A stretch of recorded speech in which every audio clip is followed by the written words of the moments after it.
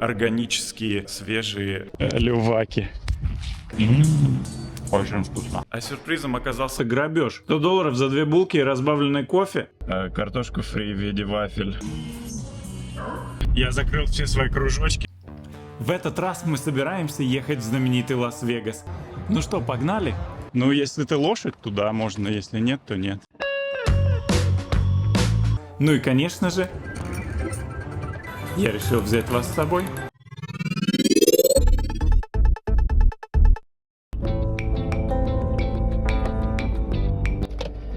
Вы меня все спрашиваете, Да 3 подписчика. что едят американские дети.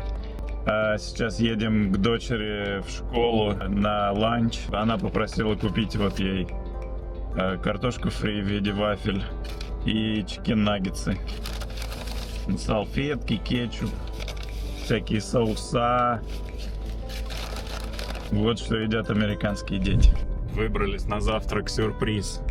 А в чем заключается сюрприз? Это сюрприз. А сюрпризом оказался завтрак в кафе со своим огородом. Сейчас будем вкушать эти органические свежие овощи и огороды. Тут у нас кофеек и свекольные вафли со свекольным же соусом. А у меня бургеры с бобами, яйцом пашот и фруктовым салатом. Соус прикольный или сами вафли прикольные? И то, и то.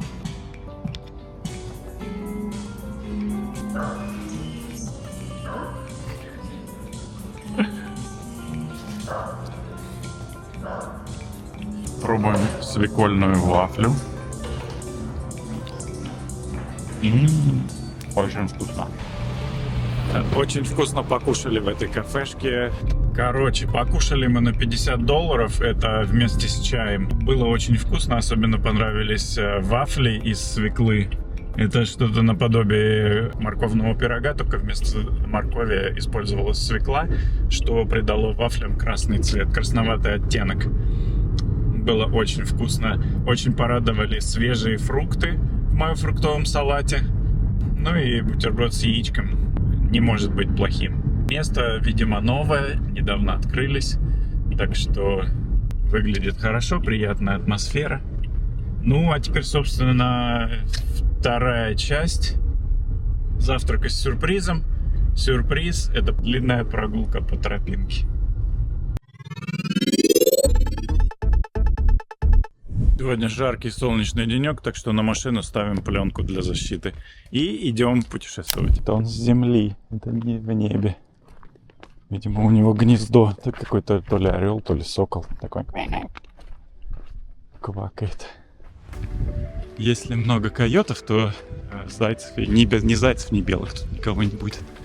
А может быть, тут парочка койотов всего. Ну вот, что поймают. И вот я говорю, скорее всего, здесь парочка койотов. Раз ты белку видела, значит, еще не всех съели, и значит, их не так много здесь. Может быть, на всю эту долину здесь, не знаю, штук 5 койотов. А может, целая стая. Я не знаю, как они стаями живут. Или по двое. Но если вылезет какой-то койори, у меня палка есть с собой. От земли идет тепло. Чувствуешь? Ветер холодный, а Да. от земли прям выше. Да. Вот. И эти протекторы, смотри, то есть тут на вот этих тропинках на велосипедах гоняют, а то врежется какой-нибудь спортсмен. Чертополох уже отцвел, сухой весь стоит. Простите, что? Я не чихала. Как сова в этом мультике. Как сова в мультике про Винни-Пуха. Ну, может быть, ветра не будет внизу, потому что, видишь, горы, мы как бы вниз спускаемся, и справа горы, слева горы, может быть, ветра и не будет. А может, наоборот, будет больше ветра, потому что он как раз по этому каньону и течет, как река.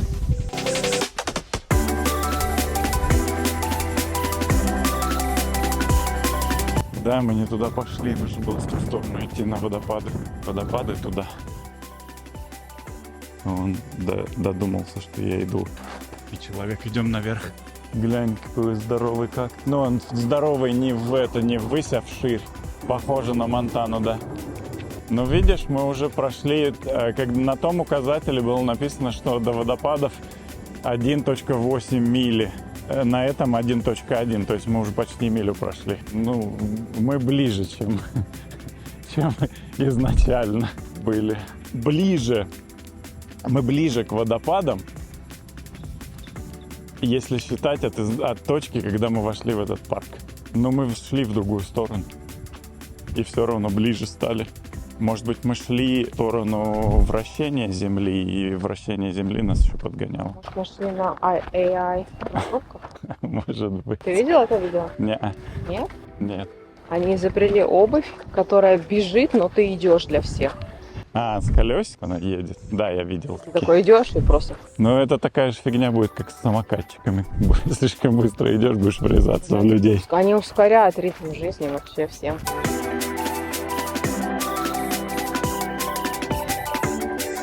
Нет, это паслен. Либо волчья ягода. Но выглядит как паслен. Хотя паслен темный. Это по-русски, как ее называют, бзника.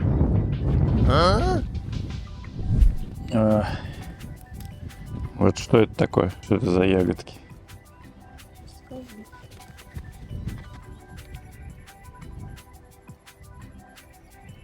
Посленовые. Ну, семейство посленовых, а что конкретно? Может, Что там сорвало? может это помидоры?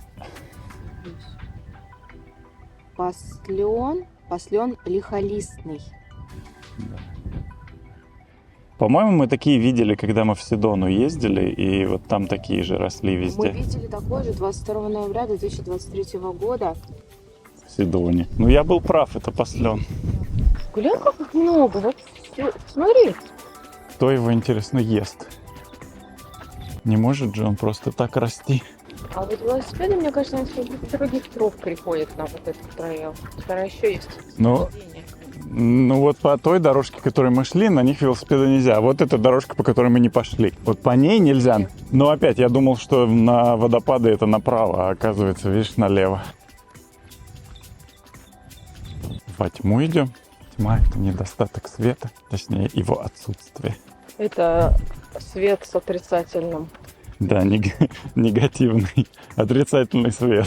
Сикамор Кроссинг, что это значит? Не знаю. Куда? Я там думаю, что там ручеек какой-то, и он просто пересекает. И эта дорожка туда, чтобы пересечь ручеек. Вот и речка.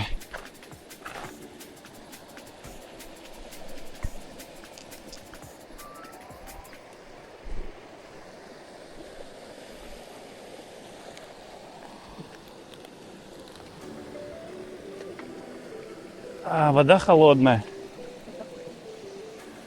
Я не думаю, что это ключ, но ручей.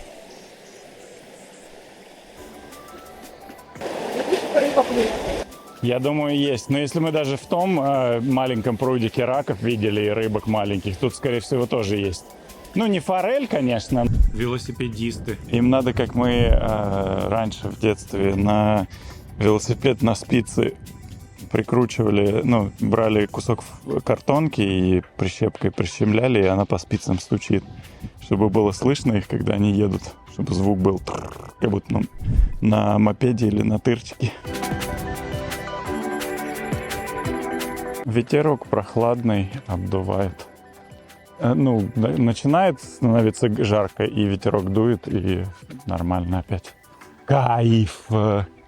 Кто-то там орёт ведь. Не нравятся мне эти звуки. Ребят, мне эти звуки не нравятся. Нас птицы о чем-то предупреждают. Там какие-то хищники.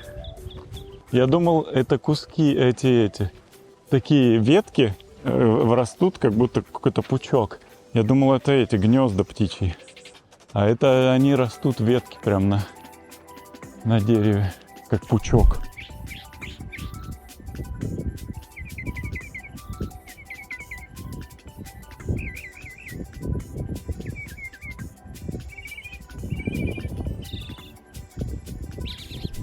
Но тут не такие. У нас там он единственный с таким паттерном. Типа,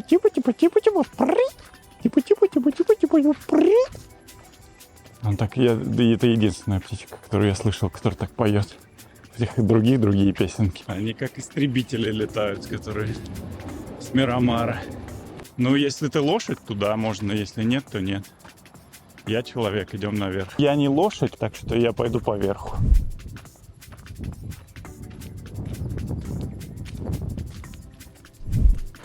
Наверное, большой, думаешь? Я думаю, что там, ну, небольшой, но он должен откуда-то падать, иначе бы его не называли водопадом. Ну, а это текет, а водопад должен падать. С точки зрения банальной эрудиции, водопад должен падать. Но можем заблудиться еще.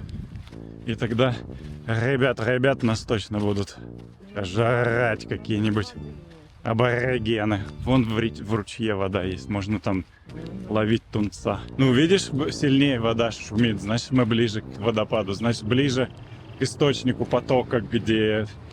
Ближе к той точке, где вода разгоняется. А значит, ближе к водопаду. Вода шумит сильно, а водопады сами не можем увидеть. Вот пришли куда-то. Вот он. Наконец-то мы его нашли. Красотища. Там есть тропинка, по ней можно спуститься прям туда, если хочешь. Вот такие водопады.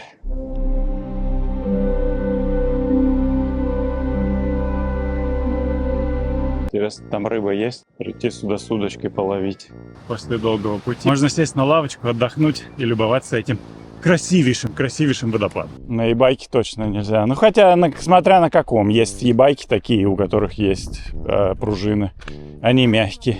Скорее всего, да.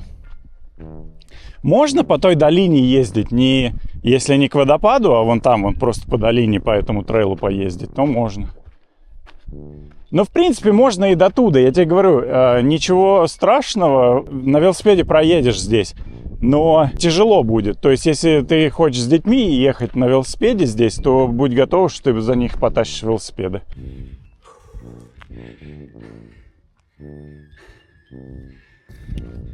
Мы сделали это!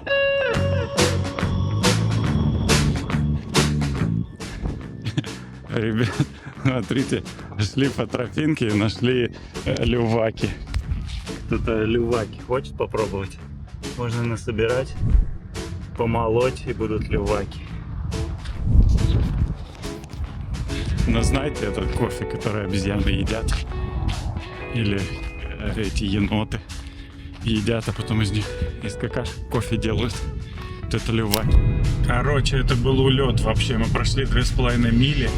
Видели водопад, видели каких-то животных разных, видели красивый ручей, невероятную природу, лазили по горам, видели люваки, бесплатно валялись на дороге, потом покажу.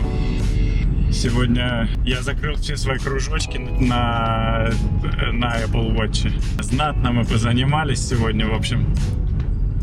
Да, было круто.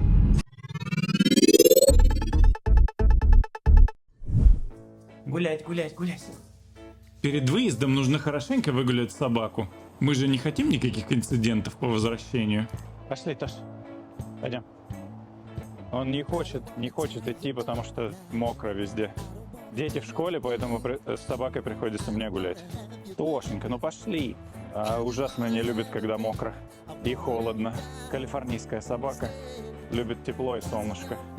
Наши комьюнити оснащены, да и большинство американских комьюнити оснащены вот такими мусорками и пакетиками для сбора отходов ваших питомцев. Это очень удобно и помогает сохранять чистоту в вашем дворе. Я считаю, что заводя питомцев, я накладываю на себя определенные обязанности. Порой не всегда приятные. Каждый должен исполнять эти обязанности и убирать за своим домашним животным. Ребят, давайте сохранять место, где мы живем, в чистоте. Забегу вперед и сразу отвечу на вопрос про то, с кем останется собака. В Лас-Вегасе, да и в целом в США, большинство отелей предлагают комнаты для постояльцев с домашними животными, но взимают дополнительную плату, которая может доходить до $100 за ночь. В нашем случае мы оставляем собаку у его парикмахера. Уезжая на несколько дней, мы всегда уверены, что собаке не скучно, она накормлена и выгулена. Ну а теперь... Куда мы едем?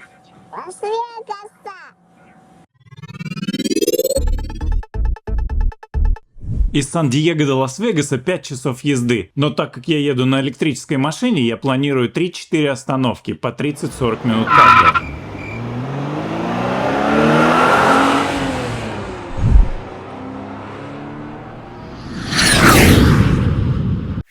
Лас-Вегас – город, о котором все слышали, но далеко не каждый побывал. Нам повезло отправиться в самое сердце развлечений и азарта. Наш выбор пал на знаменитый отель-казино «Париж». Мы сразу же ощутили, будто перенеслись во Францию. Уютные номера, стилистика улиц Парижа и даже своя собственная мини-Эйфелева башня прямо у нас под окнами. Правда, за 3 ночи это удовольствие обошлось нам в $1000. Дорого? Конечно, но ощущения того стоят.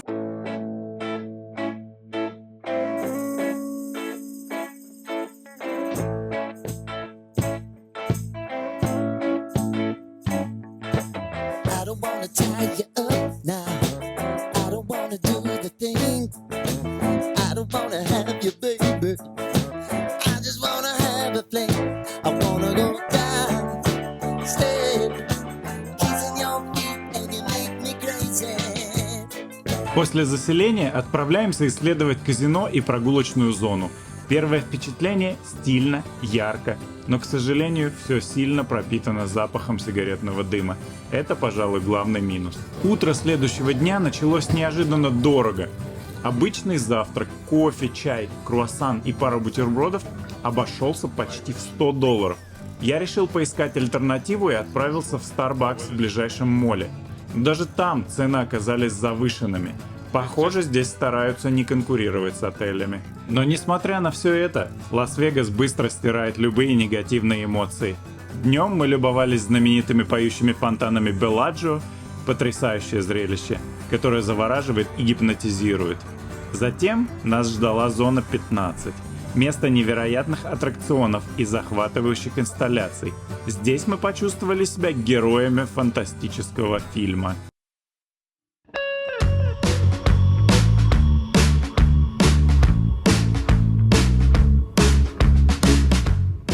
Настоящим украшением поездки стало выступление цирка Дю Солей. Невероятные акробаты, потрясающая музыка и завораживающие спецэффекты. Такого мы еще не видели никогда. Съемка во время выступления запрещена, но поверьте мне, оно того стоит.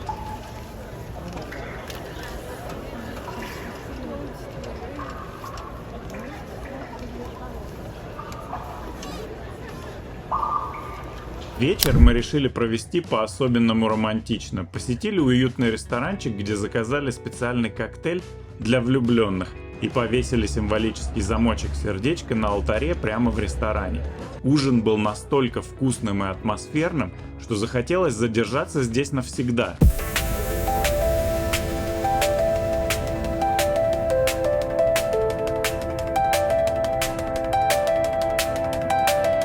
На следующий день мы гуляли по центральной улице, знаменитому стрипу.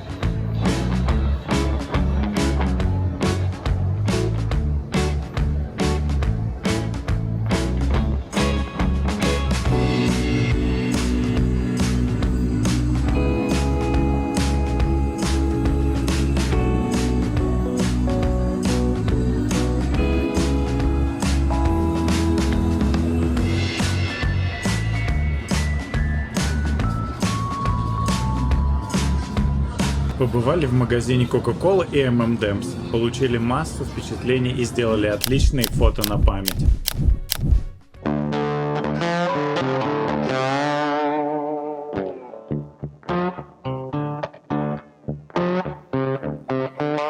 Завершился наш отдых игрой в казино. Азарт, надежда на выигрыш, яркие огни автоматов. Но, к сожалению, удача улыбнулась не нам. Несмотря на это, настроение осталось прекрасным.